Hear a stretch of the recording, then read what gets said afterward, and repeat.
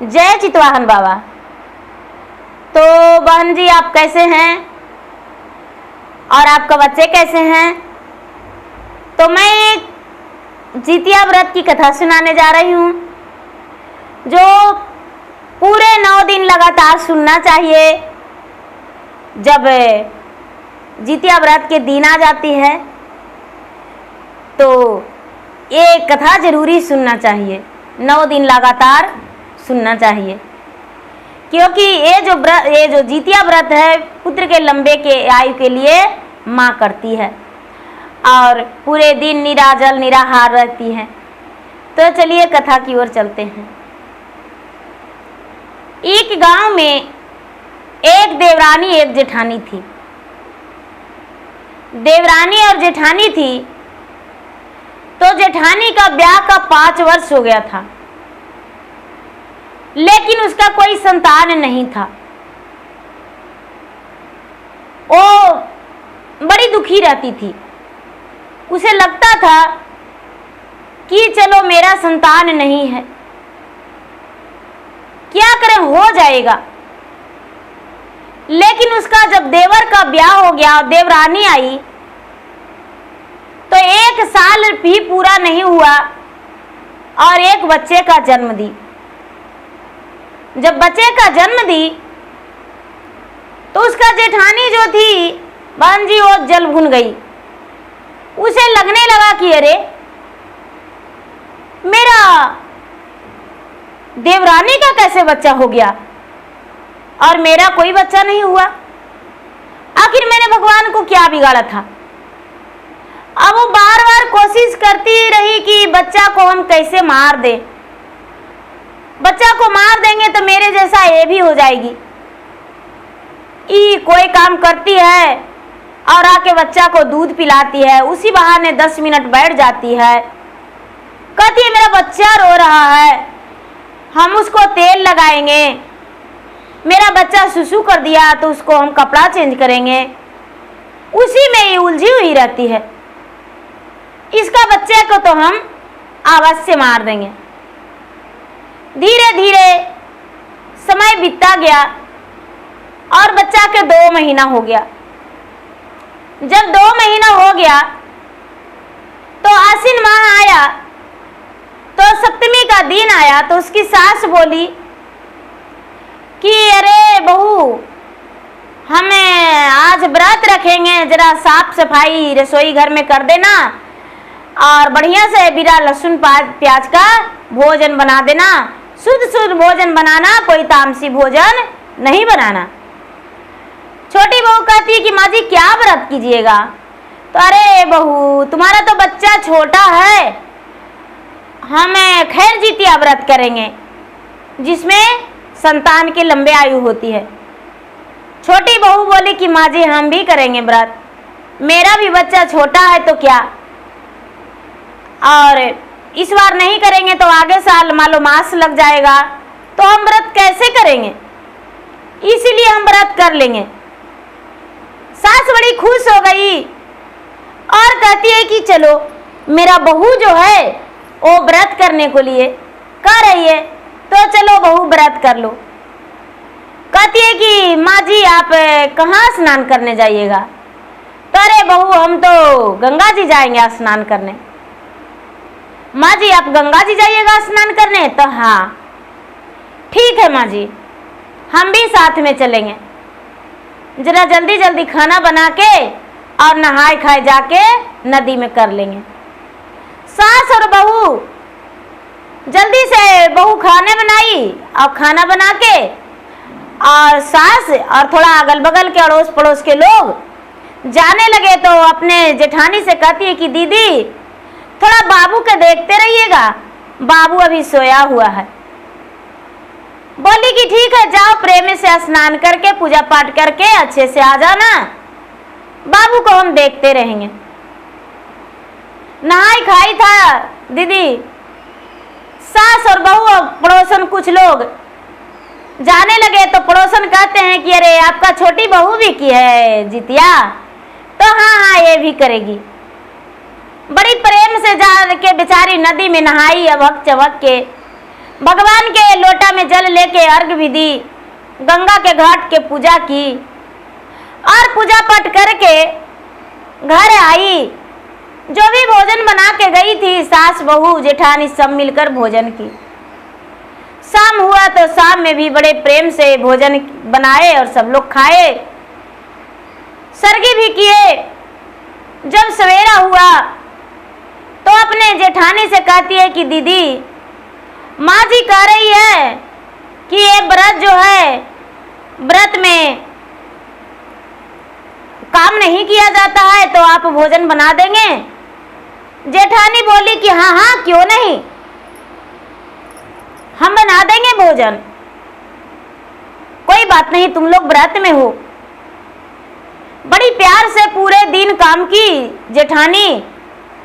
और जब शाम का समय हुआ तो फिर से सास कहने लगी कि बहू, हम जाएंगे नदी और वहीं स्नान करके और गंगा माई का पूजा करेंगे और कुछ कथा कहानी भी उसी जगह पे सुनेंगे। छोटी पुतो जो थी वो बोली दीदी कि माँ जी हम भी साथे चलेंगे, हम भी कथा कहानी सुनेंगे और हम भी पूजा पाठ कर लेंगे। पहला पहला व्रत रखे हैं तो चलिए स्नान करके पूजा पाठ वहीं कर लेंगे। घर से कपड़ा ले लिया हाथ में और अपने जेठानी के बोली कि दीदी मेरा बच्चा को देखते रहिएगा और दूध भी गाय का पिला दीजिएगा, बाबू रोवेगा तो परेशान हो जाइएगा, इसलिए आप दूध पिला दीजिएगा। जेठानी बोली कि ठीक है, जाओ हम पिला देंगे और इसको तो बहुत अच्छे से हम रखेंगे, जाओ तुम। जेठनिया जो थी ओ बच्चा के रखने के लिए बोली और देवरानी जो थी, देवरानी चली गई कहाँ, स्नान करने। तो स्नान करने तो ये जेठानी बच्चा घर में संभाल रही थी और देवरानी लोगों के साथ जा रही थी। तो उसको जाते ही, घर से निकलते ही बच्चा को क्या किया कि बच्चा को मार दी और मार के लाल कपड़ा में लपेट के और एक बोरिया में बंद करके और ले जाके गंगा के घाट पर फेंक दी। इसको से पहले ही वो पहुंच गई, जल्दी से दूसरे रास्ते से जाके और गंगा के घाट पे फेंक दी। गंगा के घाट पे फेंक दी। बच्चा छोटा था। भगवान का महिमा, जितवाहन बाबा का महिमा अपरंपार है बहन जी। देखिए आगे आगे होता है का। भगवान किसी को परिवार ऐसा नहीं दे कि जिसमें दूसरे को बच्चे को मार दे। सब लोग गए तो सब लोग स्नान कर रहे हैं। तो स्नान कर रहे हैं तो एक बहन जो थी वहां, तो उसका पाँव में बच्चा बज गया। कहता है अरे बार बार मेरा पैरवा में कुछ बज रहा है, अरे बार बार वो टेल रहे हैं, वो टेल रहे हैं, वो टेल रहे हैं। इसको पाँव में आया बजा, जो बच्चा के माँ थी छोटी बहू, तो वो बोरिया पकड़ के निकालती है। तो कहती अरे इसमें लगता है कुछ बच्चा है। जब अरार पर लाके बाहर लाके निकालती है तो उसमें बच्चा है। अरे मेरा बच्चा है, मेरा बच्चा कैसे आ गया, हे भगवान। तो रोती है, भगवान से विलाप करती है कि नबही महीना जितवान बाबा कोख में सचालिए जी, बतीसो बाद दवा हम पीला बलि हो राम। गोदिया खेल बल जितवाहन बाबा, मुहमानी रे खाली जी, बल का सपनमा करी देहलु राम। कौन दिन के हलिया तोर दो अरे बल का सपनमा करी दे हलो राम। भगवान से कहती कि हे भगवान, मेरा एक ही बेटा था और वो भी ज्यादा दिन का नहीं, 2 ही महीना का। भगवान, आखिर मैंने कौन ऐसा गलती किया जो मेरा बच्चा इस तरह से है। बहन जी, इतना ही में एक बहना कह रही कि बहन जी मत रोइए, बच्चा के सांस चल रहा है। देखिए, वहां जितवाहन बाबा कहते हैं कि हे भगवान, हे सूर्यदेव, यदि ये बच्चा मर जाएगा तो कोई भी माँ के विश्वास टूट जाएगा हमसे। कोई भी माँ विश्वास नहीं करेगी या जित्या व्रत करना भूल जाएगी। इस बच्चा को बचाना बहुत जरूरी है। और जितवाहन बाबा उस पे सहायता हो गए, उसका प्राण लौटा दिए। बच्चा के सांस चल रहा है तो दूसरा कहते हैं कि भाई इसको पानी उनी तो नहीं पी लिया है। अरे कहाँ पी लेगा पानी, थोड़ा उसको पेट उठ दबा के देखो। लोग उसको कोशिश करने लगे तो कुछ लोग थे कहते हैं कि अरे भाई इसको दूध मुंह में दो। जब उसको माँ उसको अपना सीने से थाने से लगा के और बच्चा को दूध पिलाई दीदी, तो बच्चा घुट घुट दूध पीने लगा। और जब दूध पीने लगा तो आंख बच्चा खोल दिया। मां के कलेजा चौड़ा हो गया। सभी लोग जय जयकारी मनाए कि हे जितवाहन बाबा, आप में तो बहुत शक्ति है, मरे हुए बच्चा को जीवित कर दिए। और पूजा पाठ बेचारी प्रेम से घाट के करके पूजा पाठ करके गीत भजन कथा कहानी सब कुछ हुआ दीदी, और सब कुछ सब कोई सुने सुनाए वहां। और उसके बाद जब घर गए तो ये बेचारी अपना गोद में बच्चा ली हुई, और शाम हो गया, थोड़ा अंधियाला हो गया, नदी दूर पड़ता था, अंधियाला हो गया तो अपने जेठानी को दरवाजा खोलाती है कि दीदी दरवाजा खोल दीजिए, दीदी दरवाजा खोल दीजिए। तो दरवाजा कहाँ खोलेगी, जेठानी तो अपना कमरा में बंद होके और चुपचाप खुशी के मारे सोई हुई है कि चलो आज हम जैसा थे वैसा ही उसको भी कर दिए। मेरा बच्चा नहीं था तो उसका बच्चा को भी मार दिए। आवाज बाहर से सुन रही है दीदी, लेकिन नहीं बोल रही है कि हाँ किवाड़ी खोलेंगे। बहुत लोग आवाज दिए लेकिन नहीं खोली कबाड़ी। इतना ही में उसका पति भी आ गए, उसका जेठ भी आ गए, उसका ससुर भी आ गए। कहते कि अरे अंदर से दरवाजा बंद है, शाम का समय है, क्या बात है जो बंद है दरवाजा। उसका जो पति थे वो क्या किए कि खपड़ा का घर था, उस पे चढ़ के आंगन में कूद गए। कूद के और देखते हैं कि वो तो अंदर कमरा में बंद होके और अपने आप हंस रही है। नहीं उसका जेठ के इस बारे में पता था, नहीं देवर का और नहीं ससुर का। सास जान रही थी और वो तो बेचारी उसका बच्चा था तो जान ही रही थी। गांव वाले भी कुछ लोग जान रहे थे, कुछ लोग का जो साथ में थे वो सब जान रहे थे। और जब घर सब स्नान करके आए तो पूरा लोग जान गए गांव का। कहते हैं कि भाभी बाहर उन लोग खड़ा है और आप अंदर हंस रहे हैं, कौन है कमरा में। फिर भी नहीं बोली है, बाहर से दरवाजा अंदर वाला खोल दिए और जो बाहर लोग खड़े थे अंदर आ गए। जब अंदर आ गए तो बच्चा का रोने का आवाज, जो बच्चा आंगन में आया तो भगवान का महिमा, जितवाहन बाबा का महिमा अपरंपार है। यदि अपरंपार नहीं होता बहन जी तो करोड़ों लोग, करोड़ नहीं करोड़ों लोग जित्या व्रत नहीं करते।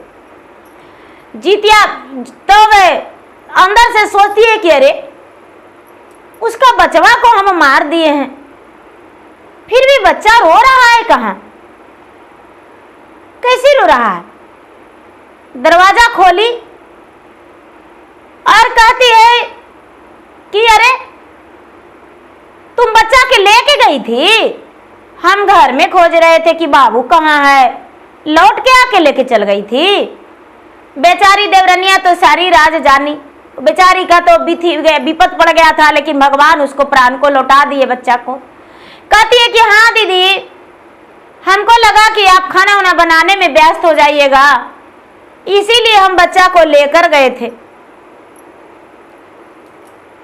उसके जेठानी और उसके पति, उसके ससुर कहते हैं कि अरे इतना छोटा बच्चा के गंगा के घाट पर लेके गए थे, इसको रखने वाली नहीं थी। नहीं भैया, लेकर गए थे, क्या होगा, छोटा बच्चा था, मुंह सूख जाता। तो सास कहती है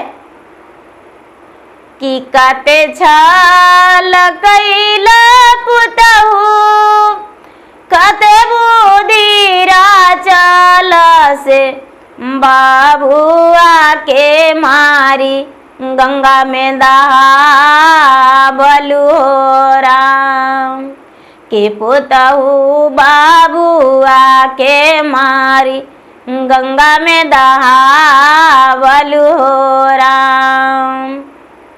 वो तो कहती है, सारा लोग चौंक रहे हैं, अरे ऐसे क्या बोलती हो माँ? अरे बेटा, जाके अपना पत्नी से पूछो बच्चे के साथ क्या किया था। अब तो उसका हक्के बक्के बंद हो गया। उसका पति कहते हैं कि सच बताओ क्या बात था। कहती है कि देखिए, जब ये बच्चा के दूध पिलाती थी तो हमको जलन होता था, जब ये तेल लगाती थी तो हमको जलन होता था। हमको ब्याह का 5 वर्ष हो गया, लेकिन एक भी संतान नहीं हुआ, और इसका 1 ही साल में बच्चा हो गया, इसीलिए हम जलन के मारे इसको बच्चा के बोरिया में बंद करके पानी में फेंक दिए थे। उसका पति कहते हैं कि अरे कुलछनी, अरे तू तो खुद के निसंतान थी, दूसरे को बनाना चाहती थी। एक तेगा ला के बहन जी, दीदी जी, और अपना पत्नी को काटने को लिए तैयार हो गए। उनका जो छोटी देवरानी थी अपने जेठानी के पास खड़ी होकर कहती है कि भैया, इतना बड़ा मेरा दीदी को सजा मत दीजिए, गलती हो गया है इंसान से, लेकिन अब दीदी मेरा गलती नहीं करेंगे। जेठानिया अपने देवरनिया के पांव पे गिर के कहती है कि मुझसे गलती हो गया बहन, हम कैसा निर्दयी और कसाई थे कि हम तुम्हारा बच्चा को मार दिए, और तूने मेरा ही जान बचा ली। मेरे ही पति मार रहे थे, लेकिन तूने मेरा जान बचा ली। बहन, मुझे माफ कर दो, और मुझे भी कुछ ऐसा कहो कि मैं भी संतान वाली हो जाऊं। बेचारी जेठानी थी, वो कहती है कि दीदी, भगवान के पूजा पाठ कीजिए, और जब जितिया व्रत का दिन आए तो आप भी नियम धर्म से व्रत कीजिए, जल में खड़ा रहिए भगवान के ध्यान लगा के, आप पे जरूर भगवान विचार करेंगे। जब दोबारा व्रत आया तो जेठानी भी व्रत की, 2 वर्ष 3 वर्ष लगातार व्रत की, तो भगवान उसे भी संतान दिए। वो भी माँ बन गई और वो भी व्रत करने लगी। उसे भी जलस सब खत्म हो गया, किसी को देखकर वो जलने नहीं लगी, अच्छे से रहने लगी। तो बहन जी, दूसरे को संतान को देखकर दुखी नहीं होना चाहिए। यदि संतान नहीं है तो भगवान से विनती कीजिए, प्रार्थना कीजिए कि हे भगवान, हमें भी एक छोटा बच्चा दे दीजिए, और हम भी माँ बनने का शुभ अवसर पाएं, अपने बच्चे का गोद में लेकर बैठें। तो प्रेम से बोलिए जितवाहन बाबा की जय।